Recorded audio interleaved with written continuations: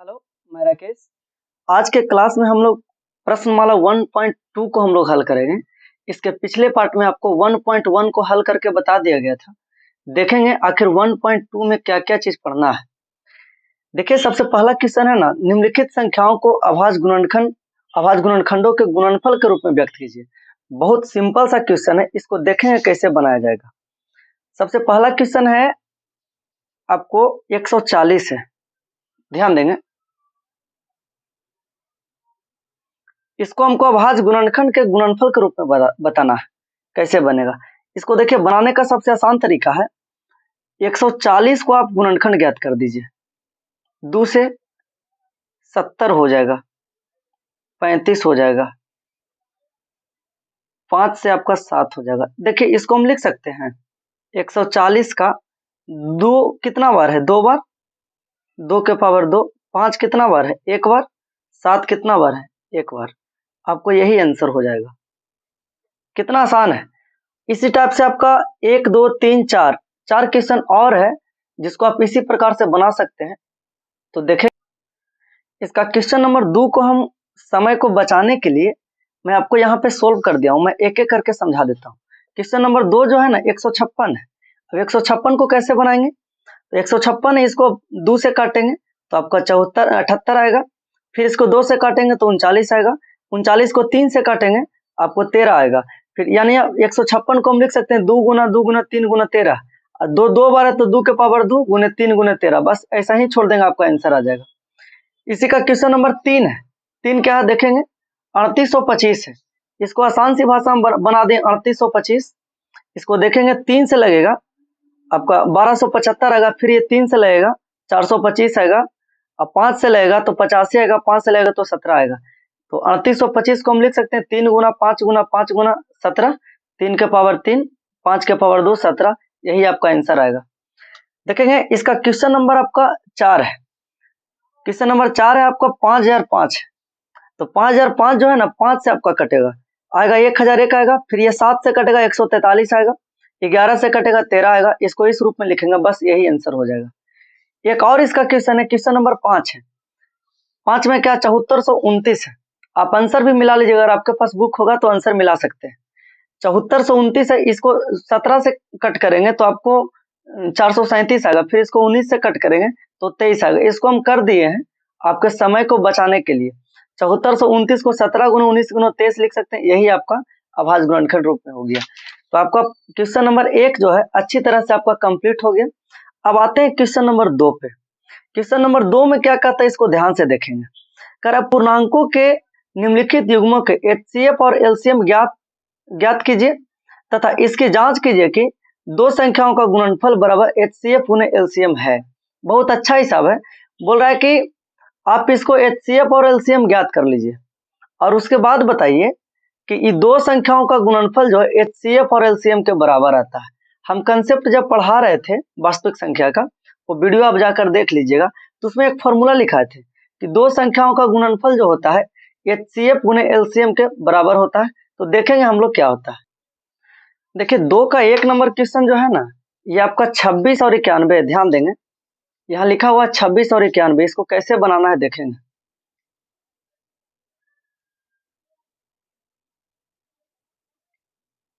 दो का 1,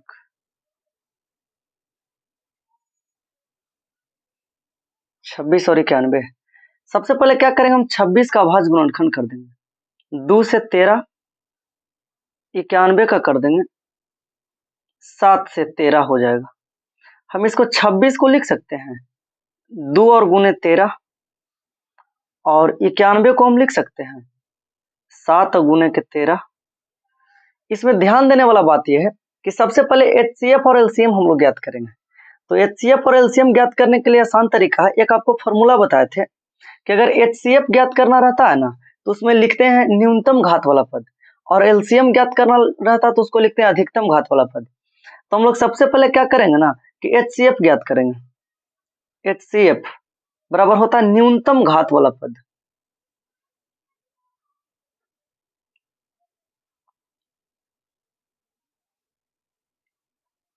न्यूनतम घात वाला पद। अब देखेंगे इसमें 2 है, इसमें 2 नहीं है। तो इसके लिए तरीका होता है कि जो इसमें 2 शामिल है, इसमें 2 शामिल नहीं है, तो इसके लिए 2 के पावर 0 जो है शामिल कर देना होता है। यहाँ 7 है, ऊपर में 7 नहीं है, तो 7 के पावर 0 शामिल कर देना होता है। ये नियम चलता है। अब आपके मन में चल रहा होगा कि 2 के पावर 0 क्यों किए, 7 के पावर 0 क्यों किए? ये रूल चलता है कि अगर किसी का पावर 0 है ना, तो उसका मान 1 होता है। तो अगर 7 के पावर 0 कर दिए, 2 के पावर 0 कर दिए, देखिए 1 2 3 1 2 3, अब सारा चीज ऊपर नीचे दिख रहा होगा। तो न्यूनतम घात वाला पद 2 में देखेंगे, यहाँ पे 2 के पावर नहीं कुछ तो 1 है, यहाँ 2 के पावर 0 है, तो न्यूनतम घात में 2 के पावर 0 चलेगा गुने। फिर 13 में देखेंगे तो दोनों पे 1 1 है, तो 13 का 13 हो जाएगा। फिर आगे देखेंगे 7 में देखेंगे न्यूनतम घात कौन है, कम घात कौन है, तो 0 है, तो 7 के पावर 0 हो जाएगा। यानी 2 गुना न किसी का पावर 0 तो उसका मान 1 होता है, सॉरी 13 का 13 हो जाएगा, 7 के पावर 0 तो उसका मान 1, यानी HCF जो है ना आपका 13 आ गया। अब आगे बढ़ते हैं, आपका LCM ज्ञात करना है। तो फिर लिखेंगे LCM बराबर महत्तम घात वाला पद।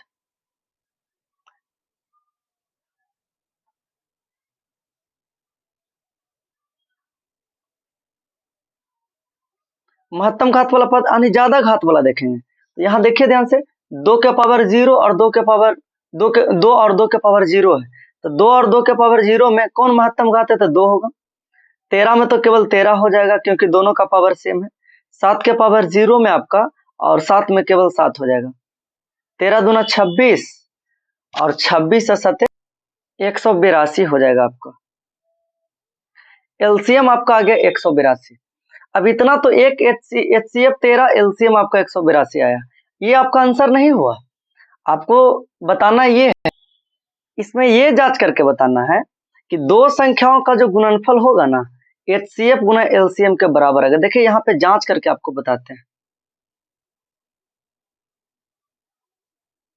सॉरी जांच, यहाँ हम लिखेंगे दो संख्याओं का गुणनफल बराबर HCF गुना LCM। इसके अनुसार से बनेगा दो संख्या, इसमें दो संख्या कौन कौन था, देखे तो 26 और 91 था, तो 26 और गुने के 91 बराबर HCF का मान कितना आया था, यहाँ ध्यान से देखिए तो HCF का मान 13 आया था और LCM का मान कितना 182 आया, तो 13 और गुने के 182, अगर आप इसको गुना करोगे ना तो लगभग 2366 आएगा, इधर भी 2366 आएगा। आप गुना करके देख सकते हैं, देखिए दोनों तरफ बराबर आ गया, तो ये आपका साबित हो गया। इसी प्रकार से आपको टोटल क्वेश्चन करना है, आपको आसान से आपका बन जाएगा हिसाब। आगे बढ़, इसमें क्वेश्चन नंबर आपका 2 और 3 है। 2 और 3 को हम आसान से भाषा में बना दिए हैं, एक 510 है, एक 92 है। यहाँ देखेंगे 510 है और 92 है, तो 510 और 92 का भाज्य गुणनखंड कर लिए, तो 510 का आपका ये आ गया, 92 का आपका ये आ गया। इन दोनों का HCF जो इन दोनों का HCF जो होगा ना, तो आपका HCF आ जाएगा 2 आ जाएगा, क्योंकि देखिए अगर हम 510 का किए 2 गुने 3 3 गुने 5 गुने 17 गुने 23 के पावर 0 0 क्यों किए, क्योंकि इतना ही इसमें आ गया और ये इतना आता है, लेकिन इसमें 2 है तो इसमें 2 है, इसमें 3 है तो इसमें 3 नहीं दिख रहा था, तो हम 3 के पावर 0 कर दिए। इसमें 5 है तो इसमें 5 नहीं दिख रहा था, तो 5 के पावर 0 के। अब नीचे वाला हम देखें, नीचे में 23 है तो ऊपर 23 नहीं था, तो हम कहा कि 23 के पावर 0 के, ऊपर 17 था नीचे नहीं था, जो नहीं दिख रहा ना उसके पावर 0 ऊपर नीचे आप कर सकते हैं, उससे कोई फर्क नहीं पड़ता। HCF आपका हो गया न्यूनतम घात वाला पद, जो कम घात का वो ले लिए, आपका 2 आ गया, इसको हल करने पे 2 आता है। फिर LCM ज्ञात करना हुआ, तो LCM में अधिकतम घात वाला पद होता है, जो बड़ा घात वाला है। 2 2 में देखेंगे 2 के पावर 2 बड़ा है, तो 2 के पावर 2 लिख दिए, यहाँ देखेंगे 2 के पावर 2 हो गया। 3 और 3 के पावर 0 में देखेंगे तो 3 है जो कि बड़ा घात वाला, क्योंकि 3 के पावर नहीं कुछ तो 1 है। 5 और 5 के पावर 0 में देखे तो 5 है, 17 17 के पावर 0 में देखे तो 17 है, और 23 23 के पावर 0 में देखे तो आपका 23 है। टोटल को गुना करने पर 23,460 आता है। अब क्या है कि अब इसको जांचने का रूल होता है। अब जांच तो वही दो संख्याओं का गुणनफल, तो दो संख्या, पहली संख्या 510 था, दूसरी 92 था, बराबर HCF गुना LCM। HCF का मान इतना है, LCM का मान इतना आया, तो इन दोनों को गुना करने पे आपका 46,920 आता है, दोनों तरफ बराबर आ गया, ये आपका साबित हो गया। उसी प्रकार से क्वेश्चन नंबर 3 है 336 और 54 है, इन दोनों का अभाज्य गुणनखंड किए। 336 में आपका जो अभाज्य गुणनखंड में आपको यहाँ पे लिख दिए, 54 में जो आया मुख्य रूप से आपका ये वाला आता है, तो 2 के पावर 4 है, इसका 3 है और 7 है। नीचे में केवल यही दोनों आता है, लेकिन इसमें 7 नहीं था, तो हम क्या किए कि 7 के पावर 0 लिख दिया। अब देखिए 3 गो ऊपर भी 3 गो नीचे भी दिख रहा है। अब HCF ज्ञात करेंगे, न्यूनतम घात वाला पद, तो न्यूनतम घात जो कम वाला है, तो 2 और 2 के पावर 4 में आपका 2 कम घात का है, 3 और 3 के पावर 3 में कम घात आपका कितना है, तो 3 है। 7 और 7 के पावर 0 में कम घात के 7 के पावर 0 है, 2 का 2 का आपका 3 दूना 6 हो गया, 3 दूना 6 और 7 के पावर 0 तो 6 आपका हो गया HCF। अब उसके बाद इसका LCM ज्ञात करना था। LCM में क्या है जो देखेंगे, LCM होता है अधिकतम घात वाला पद। तो अधिकतम घात में हम लोग ध्यान देंगे कि 2 वाला में 2 के पावर 4 जो है ज्यादा है और 2 जो है आपका कम है। फिर 3 वाला में 3 के पावर 3 ज्यादा है, 7 वाला में 7 के पावर 0 और 7 है, तो 7 बड़ा होगा। टोटल को गुना करने पे आपका 3024 आता है। अब इसको देखेंगे हम लोग कि 3024 आया था। HCF और LCM का तो माना गया, हम इसको जांच करेंगे। तो जांच में लिखेंगे कि दो संख्याओं का गुणनफल बराबर HCF गुना LCM, ये तो आपका फॉर्मूला होता है। तो 336 गुने 54, पहली संख्या 336 था, दूसरी 54 था। HCF का मान आपका 6 आया था, LCM आपका 3024 आया था। दोनों को गुना करने पर 18144 आता है, इधर भी गुना किए तो वही आएगा, ये आपका साबित होता है। तो इस तरह से आपका क्वेश्चन नंबर जो 3 है ना आपका समाप्त होता है। फिर क्वेश्चन नंबर आपका 4 आता है। क्वेश्चन नंबर 4 में क्या है जो ध्यान दीजिएगा, नहीं 2 आपका समाप्त होता है। फिर क्वेश्चन नंबर आपका 3 आता है, अभाज्य गुणनखंड विधि द्वारा निम्नलिखित पूर्णांकों का HCF और LCM ज्ञात करें। वही वाला हिसाब है, बहुत हल्का हिसाब है। अभाज्य गुणनखंड विधि से आपको HCF और LCM ज्ञात करना है। कितना है देखेंगे, सबसे पहला क्वेश्चन जो है, तीसरा का जो पहला नंबर क्वेश्चन है, तीसरा का पहला में क्या है, 12, 15 और 21 है। इसको हम ज्ञात करेंगे, HCF और LCM ज्ञात करना। तो सबसे पहले जो 12 लिखा है ना, इसका अभाज्य गुणनखंड कर लीजिए। 12 को हम लिख सकते हैं 6, 2 से 3। फिर 15 को हम लिख सकते हैं 3 से 5। 21 को लिख सकते हैं 3 से 7। इतना तक तो हो गया। अब 12 है, इसको लिख देंगे। 12 को हम ऐसे लिख सकते हैं 2 के पावर 2 गुना 3। यहाँ देखिए ना, 2 2 गो है, 1 3। 15 को हम लिख सकते हैं 3 गुने 5। हम 21 को लिख सकते हैं 3 गुने 7। अब ध्यान से देखेंगे, 2 को उठाएंगे, 2 इसमें है क्या, इसमें 2 है, तो इसमें 2 नहीं है, तो इसको हम 2 के पावर 0 लिख देंगे। इसमें 2 है तो नहीं है, तो 2 के पावर 0 लिख देंगे, ठीक है। फिर 3 को उठाएंगे, 3 इसमें है, इसमें है, इसमें, हाँ 3 सब में है। फिर इसमें देखेंगे, इसमें 3 है तो सब में है, 5 है तो नहीं है, 5 ऊपर नहीं है। नीचे वाला में है 5 नहीं है, तो 5 के पावर 0 हो गया। अब देखेंगे इस टोटल आपको, अब 7 देखेंगे तो 7 इसमें है, लेकिन इसमें 7 नहीं है, 7 के पावर 0 इसमें भी नहीं है। अब देखिए टोटल हो गया। अब देखेंगे हम HCF ज्ञात करेंगे, तो HCF का फॉर्मूला होता है HCF बराबर न्यूनतम घात वाला पद।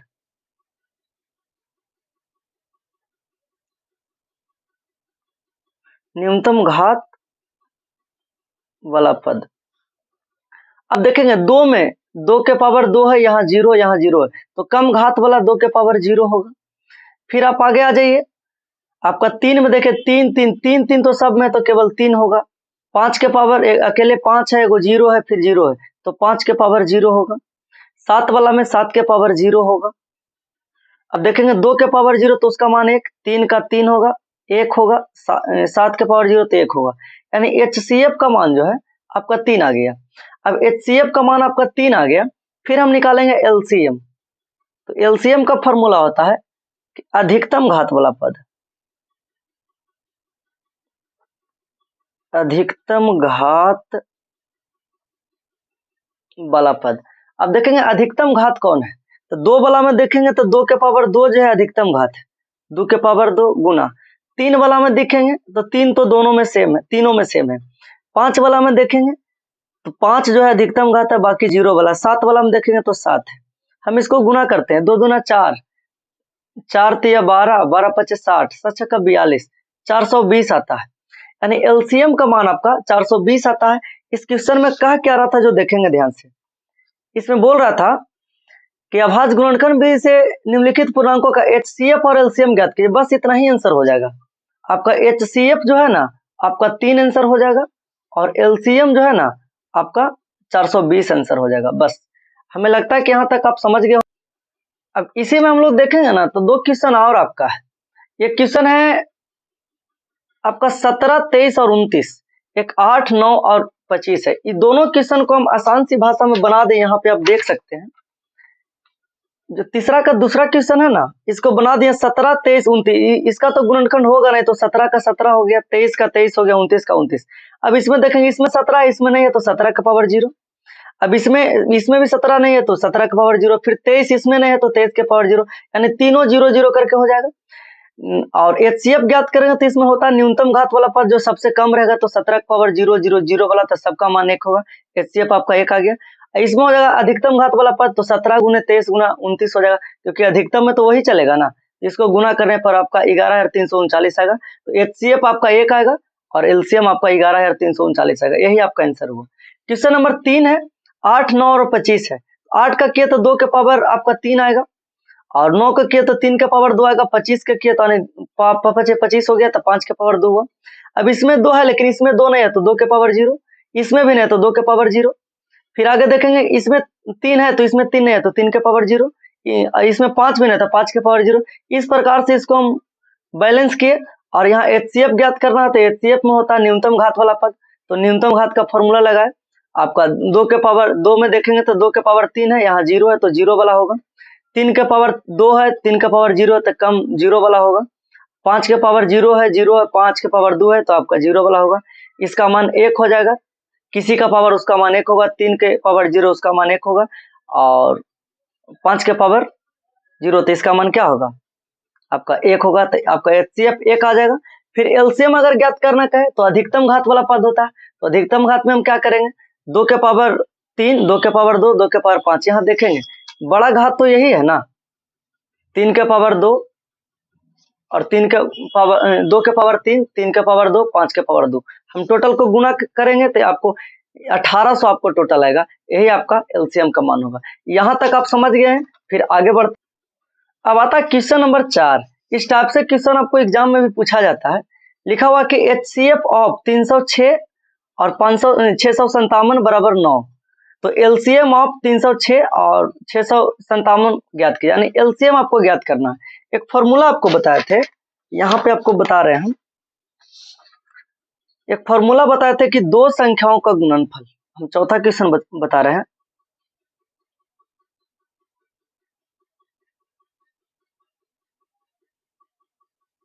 दो संख्याओं का गुणनफल बराबर HCF गुना LCM। यहाँ पे दो संख्या कितना दिया हो ध्यान से देखिए, 306 और 657 है। तो दो संख्या यानी 306, यहाँ देखेंगे 306 और 600 कितना है 57 है ना, 657। HCF का मान दिया हुआ है शायद, इसका HCF आपको 9 दिया हुआ, तो यहाँ पे हम HCF के जगह पे 9 लिख देंगे। लेकिन LCM ज्ञात करना है तो LCM के जगह पे हम LCM का LCM ही छोड़ देंगे। अब देखेंगे 9 गुना में तो इधर आएगा तो भागा में हो जाएगा, तो 306 गुना 657 इसको हम लिख देंगे।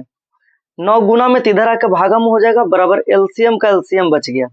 अब इसको हम कट करेंगे, 3 तिया 9, 10 तिया 2 तिया, इसको काटेंगे 3 तिया 9, 4 तिया 12, यानी 34 आएगा। अर्थात 34 गुना 657 बराबर LCM आ जाएगा। देखेंगे ध्यान से, LCM आ जाएगा। इसको आप गुना कीजिएगा ना तो आपको लगभग आएगा 22,338 आएगा बराबर LCM। अर्थात लिख सकते हैं कि LCM बराबर 22,338, यही आपका आंसर आएगा। तो क्वेश्चन नंबर 4 हो गया। हम क्वेश्चन नंबर 5 पे चलते हैं। क्वेश्चन नंबर 5 में जो है ना, इसमें बताया गया है कि जांच कीजिए कि क्या किसी प्राकृत संख्या n के लिए किसी संख्या 6 के पावर n अंक 0 पर समाप्त हो सकती है। देखिए इसके लिए एक कंसेप्ट आपको याद रखना पड़ेगा। हम बताए होंगे कि कोई भी संख्या 6 के पावर यहाँ पे n लिखा हुआ है ना, आपको कोई भी संख्या मिल जाएगा जैसे लिखा रहेगा 12 के पावर n, कोई भी रहेगा आपको संख्या, जैसे लिखा रहेगा 5 के पावर n, जैसे रहेगा आपको 66 के 16 के पावर आपका n रहेगा। इस टाइप से आपका कोई संख्या रहेगा ना, पूछेगा कि क्या ये जीरो पे समाप्त होगा। इसके लिए आपको करना क्या है, जो संख्या लिखा हुआ है ना उसका आप अभाज्य गुणनखंड निकाल लीजिएगा। जैसे 6 लिखा हुआ है तो 6 का अभाज्य गुणनखंड निकालते हैं तो ये 2 और 3 आता है। यदि आपको किसी संख्या के अभाज्य गुणनखंड में 2 और 5 दोनों कम से कम एक बार होना चाहिए, 2 और 5 दोनों शामिल होना चाहिए, वही संख्या आपको शून्य पे समाप्त होगा, अन्यथा शून्य पे समाप्त नहीं होगा। जैसे अगर 6 के अभाज्य गुणनखंड किया तो इसमें 2 तो है लेकिन यहाँ 3 है, जो कि होना चाहिए था कितना 5, तो आपका शून्य पे समाप्त नहीं होगा। आगे बढ़ते हैं, क्वेश्चन नंबर आपका 6 है। ये बोल रहा है कि व्याख्या कीजिए कि 7 गुने 11 गुने 13 प्लस 13 और 7 गुने 6 गुने 5 गुने 4 गुने 3 गुने 2 गुने 1 प्लस 5 क्या भाज्य संख्याएं है, क्यों? देखिए, भाज्य संख्या किसको कहते हैं, जिसका कम से कम 3 अभाज्य गुणनखंड, यानी 2 से ज्यादा अभाज्य गुणनखंड हो। 3 से ज्यादा हो कोई दिक्कत नहीं, लेकिन 2 ना हो, 2 से कम भी ना हो, लेकिन 3 हो या 3 से अधिक हो। तो इसको बनाने के लिए हम लोग क्या करेंगे, जो देखेंगे क्वेश्चन लिखा हुआ है। सबसे पहला क्वेश्चन जो है ना 7 गुने 11 गुने 13 प्लस 13 है, यही क्वेश्चन है ना। इसको क्या करेंगे हम, इसमें देखेंगे ध्यान से कि दोनों में 13 जो है कॉमन हो रहा है। तो अगर हम 13 कॉमन लेते हैं ना तो यहाँ बचेगा 7 गुने 11, यहाँ नहीं कुछ तो आपका 1 बच जाएगा, यहाँ 13 का 13 हो गया, 11 सते 77 होता है प्लस 1, तो 13 गुने 77 1 78 आएगा। अब देखिए ये तो अभाज्य गुणनखंड 13 और गुने कितना 78, ये 1 से भी तो कट सकता है, हम गुना में 1 लिख सकते हैं ना, तो इसका 3 अभाज्य गुणनखंड हो गया, तो ये आपका भाज्य संख्या होगा। यानी 13 से भी कट रहा है, 78 से भी कट रहा है, 1 से भी कट रहा है, जो इसको गुना करके ऐड करके जितना भी आएगा, इसका अभाज्य गुणनखंड आपका 3 है, इसलिए भाज्य संख्या होगा। ठीक उसी प्रकार से एक और क्वेश्चन है, इसको देखेंगे, इसी में डबल क्वेश्चन है, यानी लिखा हुआ है 7 गुने 6 गुने 5 गुने 4 गुने 3 गुने 1 और प्लस कितना है, प्लस 5 है शायद।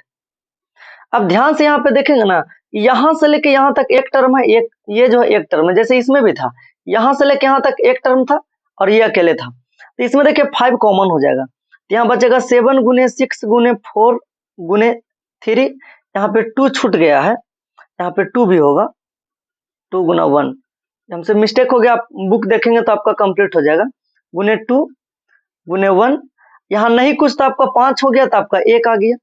यहाँ लिख सकते हैं 5 इंटू 7 का 42 हो जाएगा, 4 तिया 12 दूना 24 आ जाएगा, प्लस 1 हो जाएगा आपका, ये तो 1 से गुना करेंगे तो वही आएगा ना, 5 गुने 42 और 24 को गुना करेंगे ना आप, 1008 आएगा प्लस 1, तो 5 गुने 1008 प्लस 1, तो 1000 आपका 9 आएगा।